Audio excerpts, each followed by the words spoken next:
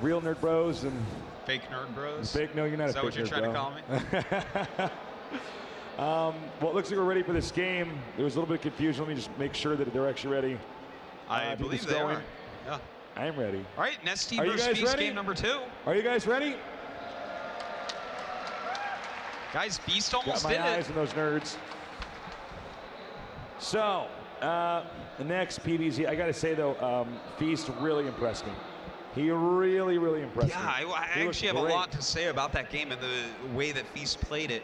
But first, let's jump in the game and introduce these guys. Yeah, let me introduce these players, then I want to hear your input, Artosis. So, thanks. Tabs up here. All right, in the upper right, one of our favorite players and one of our favorite people in StarCraft history for Artosis and me. Give it up for NesTea.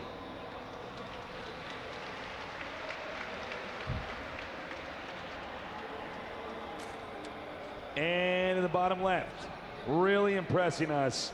He almost beat NesTea, barely lost in a base trade. Give it up for Feast.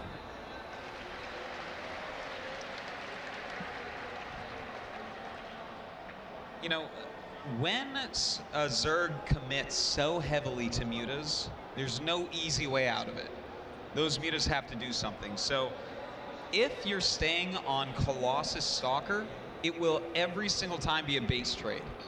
That is just the way it will be. The Zerg will know, okay, heads up, no, I don't win this. Colossus kills the Lings too quick. And then the Stalkers are going to have better upgrades and better micro against the mutas. That's just the way it's going to go. So Feast did have some probes with him, which helped out a lot.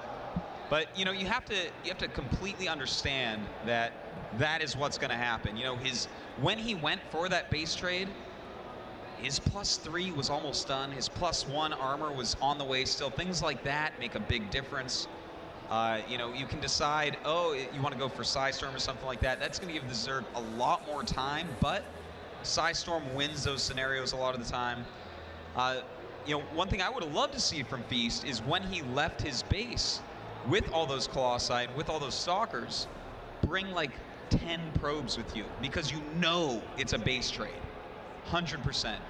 But we'll see if something like that happens against Cloud Kingdom. I don't foresee a similar game occurring. Yeah, I totally agree, Artosis. As you can see here, we got this probe now blocking where the Zerg wants to make the hatch, so he's forced into making the hatchery over here.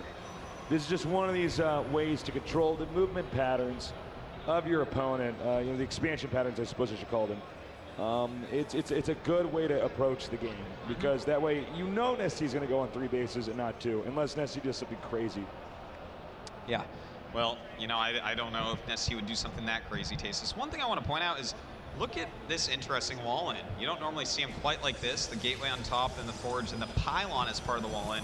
Having the pylon as part of the wall-in can be dangerous against all-in rushes, but of course, you know, he's already forced that 3rd hatch where you mentioned, Tasteless, so likely not to happen. All right, the 3rd base is coming up over here. And, you know, they're both going to just tech for a little bit. It's really hard to say what the Protoss is going to do until we see the Cybernetic Spore finish. Meanwhile, for the Zerg, what we want to look for is, when does he take the gases? If he doesn't take the gases for a long period of time when he's powering, let's say he takes 2 gases in the next few seconds, that means he's going to be teching. Yeah, and of course with Protoss, we want to check that as well, Tasteless. Feast, just kind of taking his economy one step at a time right now. Got the first gas a little bit quicker than the second gas. That's been gaining a lot of popularity in PvZ. You know, it used to be you grab both gases right at once, get tech-in right up, but with the almost complete lack of all-ins at the top level of ZVP, there's really not as much of a reason to get that much gas that quickly. You don't really need sentries. So he goes ahead and sends his drone over here. He wants to try to get as many drones as possible to the space, and it's annoying because, as you can see, the travel time here for the drones, it's pretty long. He actually has to go all the way from here towards, I'm trying to be a good cameraman here, towards the main over here. I made that way too fancy, Artosis.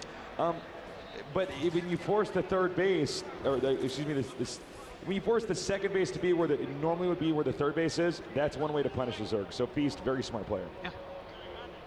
All right, so Feast is getting +1 attack this time. So this is not going to be like a 3 Nexus off of 1 gateway type build, obviously. This is going to be something with pressure quite quickly.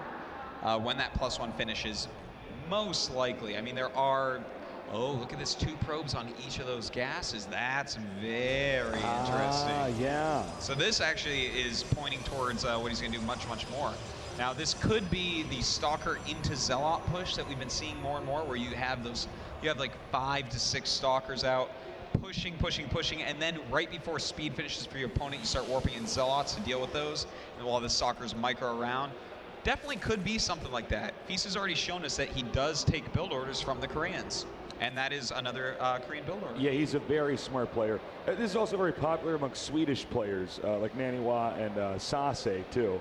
I think they love the 2 probe openers the most. Now we see 3 over there now, so what we can glean from this is that Feast has a very, very calculated player, and I think you might be right, Artosis. +1 about to finish, as the pylons do as well, and it looks like he probably will be applying a good amount of pressure here. Might even try to take out this 3rd base.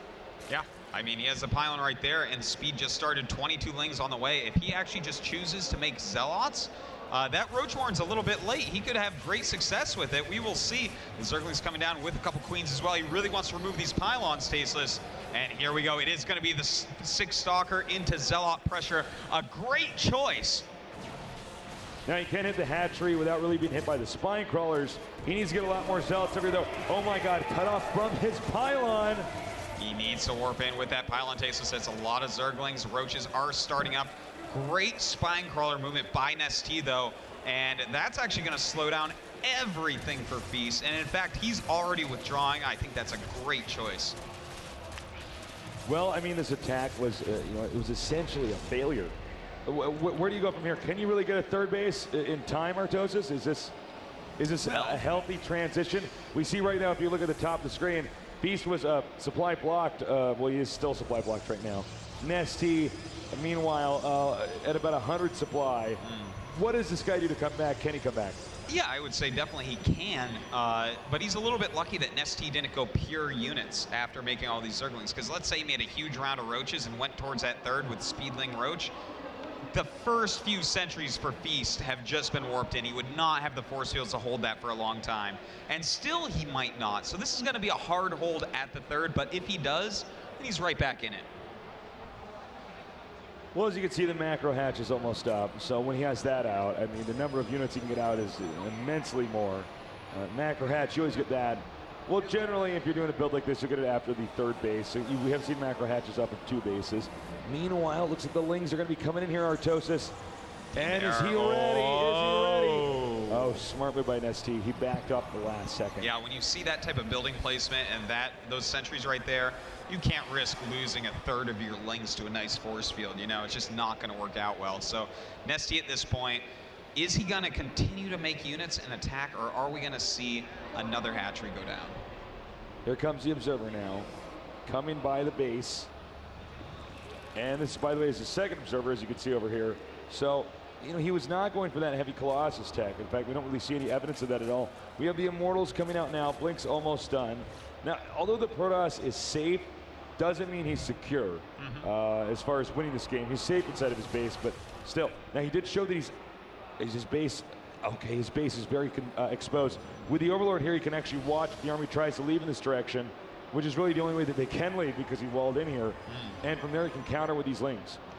I tell you what, Tasteless, I feel like NesTea's overall strategy just has not been the right one to counter exactly what Feast is doing. NesTea keeps getting the upper hand from those early attacks and whatnot. He held them off very beautifully.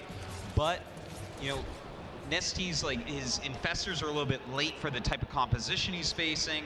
He didn't make units at quite the right time to really punish that 3rd base. Feast is throwing him off a little bit with some kind of funny timings on everything. I do agree, Artosis. I feel like, he had an advantage. He didn't quite take it. I mean, if you're going to do get a bunch of attacking units, you might as well try to use them. Otherwise, take that 4th base. He denied the attack. Make that hatchery as the pylon dies. I'm with you a billion trillion %, Tasteless. I feel like NesTea just hasn't quite responded the way that would have been optimal, but at the same time, it's not like he's behind or something. He's still doing fine. He's making a ton of spines. He's teching up 4 Broodlords right now and getting his infestors ready. So we'll just have to see what he can actually get done with what he has. If you note, he really focused on creep over here, but you know, over here, really neglected it. I got to say, that's so NesTea too. It is. He loves to just creep out from his third. Yeah.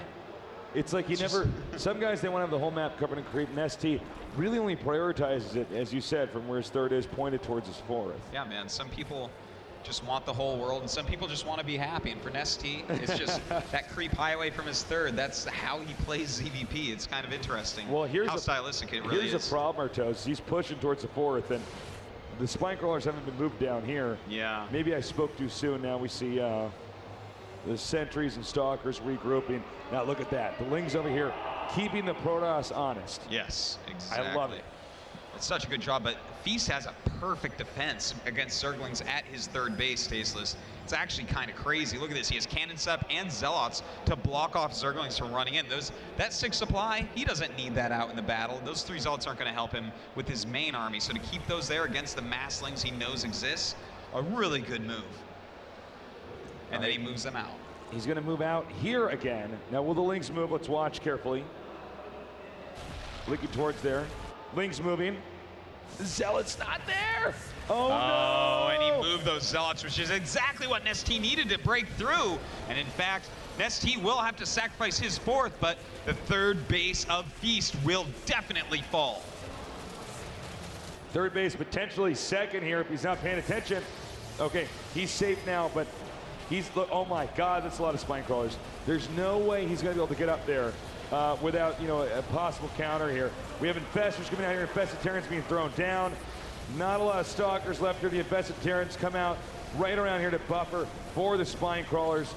He also has additional spine crawlers down here. I don't know, Artosis, am I wrong? I don't see NesTea losing here as long as he just holds this. He does have Colossus range, though.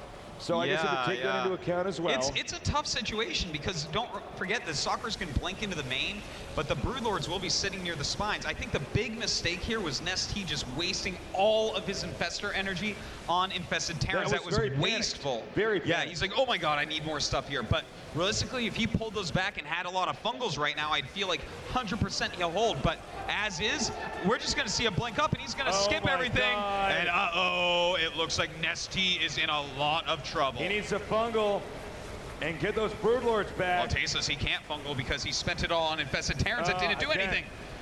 And now he's going to have to be forced back once again. Now there are still some 2 Broodlords out. Not a ton of Stalkers. Let's do a mineral check here. All right, he has some minerals actually. So, you know, I think actually NesTea may very well lose this. This is unfortunate here. Well, we will see. They're pretty close on the still. fence. Yeah, I mean, there's still 4 Colossi out, which is a big deal for Feast, because when Broodlords are in low numbers, you can just power through with Colossi. So, yeah. you know, it's going to be tough. NesTea's going to slowly but surely build up his Broodlord count, and he's trying to take a third down in the right-hand side of the map, Tasis. But as you mentioned before, he doesn't have creep over there. Oh my God, I think it's these sentries over here. Ooh. Oh. Oh, that's an expensive loss right there. That's a big loss. He gets all of them. Time to retreat. Well, not sure he's going to be able to retreat against Blink Stalkers. Yeah, Blink turns out it's pretty good. Well, this game is about as weird as our first game. Indeed it is. It's almost like a base race as well, both of them going down 2-2 bases. This is what we call super low econ late game here. Yeah, you have to be really scrappy in a situation like this. You have a weird set of units against a weird set of units. Now, in fairness, if you look at the money here, Feast is loaded. Yeah. The supplies are even, but minerals say it all here. That is so true. So that's a lot more Stalkers. Yeah, minerals are really what matter right now as well. I mean, this army of Feast, I don't know if NesTea can actually hold here. You know, if he still had all the Broodlords he made before, he'd be in much better shape, and with those fungals he could have been. I think this whole game really comes down to that. If NesTea loses, he is going to be regretting those Infested Terrans. Unit count 27, well 34 now, Stalkers to 4 Broodlords, soon to be 5 or 6 when those hatch. Weird game, Artosis. Yeah, it's the combination right now of the Colossi with the Stalkers that is going to be so good against NesTea. If it was just one or the other, NesTea can kill that army. But as is, these Lings are going to be very worthless. And see that just dying so quickly and having to run away, losing a lot of Lings, doing 0 damage. My God, I think Feast is actually going to win this. I know I've been back and forth in this game, but it's been bit of a seesaw game here. This hatchery finishes at the worst possible time. Oh no. Yeah. Oh no, indeed. Gonna go ahead and lose that base. Very crippling blow for NesTea right now, especially since he's just droning up heavily right now, specifically to get enough drones to that base to mine from. So now he's gonna have all these drones. He has so many drones right now, 77, but he's mining from 2 bases. That's too many. Now, here's what he can do. He can keep making broodlords here. Yeah. With lings underneath them.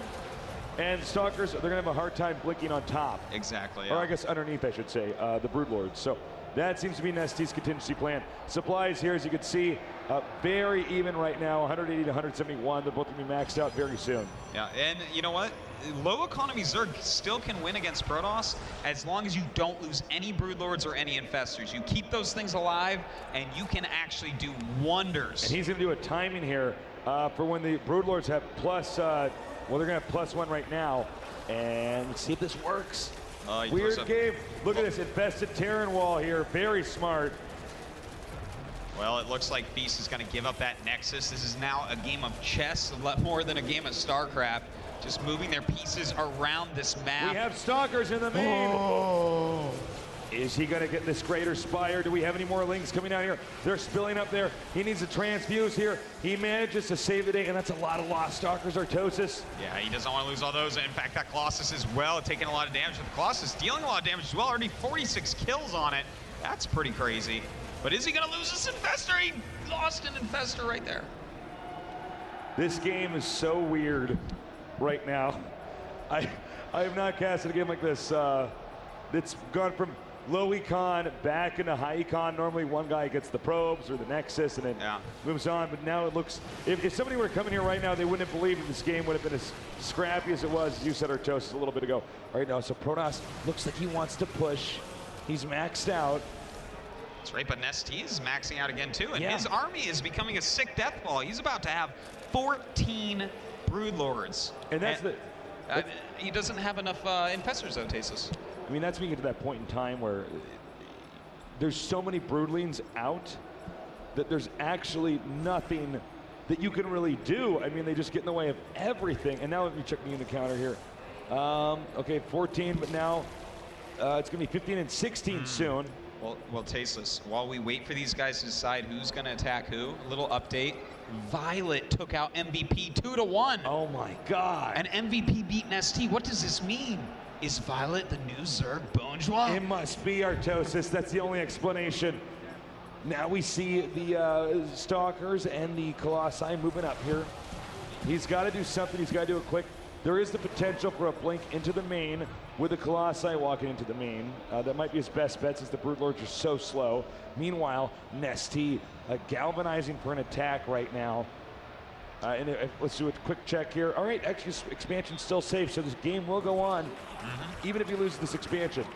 A lot of infested Terrans coming out. He just wants to make sure you can't blink in on top of everything. Does go ahead and take out this Nexus once again. Wow, these two are almost in a stalemate right now, but I feel like NesTea's army keeps getting better, whereas Feast is just kind of sitting there. He's just kind of chilling, Tasis. It's happy with where it is. Looks like we're going to have a counter here. Pylons being spread out. Infested Terran wall here. Hatching now, and this Nexus is going to go down. Meanwhile, it looks like Feast is going to try to come up from behind. Oh, is he going to do a little two-pronged attack? He might indeed. And in fact, he is, Tasis. He's blinking in under a lot of these Broodlords, and the Infestors don't have a lot of energy. Can Feast actually break through here? His Stalkers are doing so much damage to these Broods. My God! Feast might actually do it. He's lost all of his bases. He is not even mining, and he is just blinking under NesTea, and NesTea's entire army being taken out. Oh my God, you're kidding me. This is madness, Tasteless. All right, what's being made? 20 lings, 5 corruptors. Is Feast is bringing the probes. He may as well. Oh man. Here we go, Tasteless. This is going to decide it. I don't think NesTea actually has enough to fight off this scary, scary army of Feast. Well, we'll see. It's been so back and forth. We got corruptors coming out here. Colossi low, one goes down. And well, I mean, that's These stalkers are not going to go down, though, Tasteless. Oh, my God. You're kidding me. And over here, not enough to defend. Trying to take out this Colossus. Can he do it? NesTea not going to give up yet. Killing the Colossus takes away the siege potential. Now he just has to use Blink Micro, but 21 Roaches on the way.